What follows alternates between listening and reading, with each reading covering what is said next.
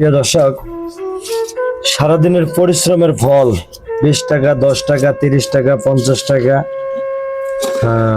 এই যে দেখেন, এই এখন গন্তে আসি, গন্যা ধরেন সারাদিনের পরিশ্রমের টাকা দিয়ে এই 2 কেজি চাউল, 1 কেজি, আধা কেজি ডাইল, 4টা ডিম নিয়ে সংসার চালাইতে হইব। এখন কয়টা বাজে দাওছে একটু বলো তো, কয়টা বাজে? একটা একটা 45 বাজে এখন। 45 বাজে আর কি, 45 আর 45-এর মধ্যে পার্থক্য কি আমি জানি না। তো 45 বাজে এখন এই দেন এই খুরসাটা গন্যা সারাদিনে 20 টাকা, 10 টাকা সেন্টার দিছি, মোবিল পাল্টাই দিছি, একজনের পরিশ্রম করছি। হ্যাঁ, এ দিয়ে চাইল ডাইল কিনিয়া তারপরে খাই। একটা পুরুষ হওয়া মানে কত কঠিন। রাত্রে 1:45 বাজে এখনো পরিশ্রম করতেছি। সারাদিন পরিশ্রম করে যদি একটা মোটরসাইকেলের কাজ করার পরে যদি কাস্টমার বন্ধুরা বলে যে ভাই কালকে টাকা দিন, আজকে বাকি, ভাই বাকির কথাটা কইলে কলজাটা ফাইটটা যায়। অন্তত পক্ষে আপনারা এই কালচারটা দূর করেন, বাকির কথাটা বলবেন না।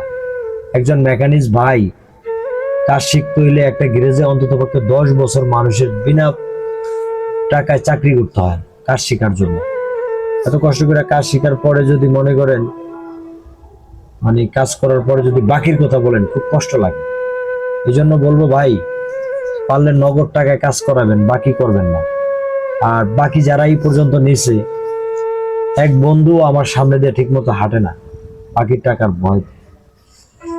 আচ্ছা ভাই, আপনি কি এই আখেরাতে মানে এই দুনিয়াতে আপনি নইলে আমার ফাঁকি দিবেন, টাকাটা দিবেন না, কিন্তু কাল কিয়ামতের ময়দানে কি আপনি আমার টাকা না দিয়ে পারবেন? আমি এত পরিশ্রম করি যে রাত্রে 1টা বাজে। ভাই একজন বিলে যে মানে খামারে বিলে মানে বিলে একজনের পরের কামলা দেয়, আমাদের গ্রাম্য ভাষা কামলা বলে আর কি। তো কামলা বন্ধু সকাল 8টায় যায়, দিনের 3টা বাজে চলে আসে, তার বেতন 800 টাকা। এখন ঠিক মতো 800 টাকা দিয়েও কামলা পাচ্ছে না। আর আমরা সকাল 8টা বাজে যদি দোকানে আসি, সকাল 8টা বাজে যদি দোকানে আসি, তাহলে রাতের 1টা 2টা পর্যন্ত নিজের ব্যবসা, তাও পরিশ্রম অনেক বেশি। সেই তুলনায় আমাদের যেই পারিশ্রমিক, সেটা কিন্তু আমরা ঠিক মতো পাই না। তার মধ্যে আপনারা যদি বাকির কথা বলেন, আমাদের খুব কষ্ট হয়। তো নেক্সট কেউ বাকির কথা বলবেন না। আল্লাহ হাফেজ।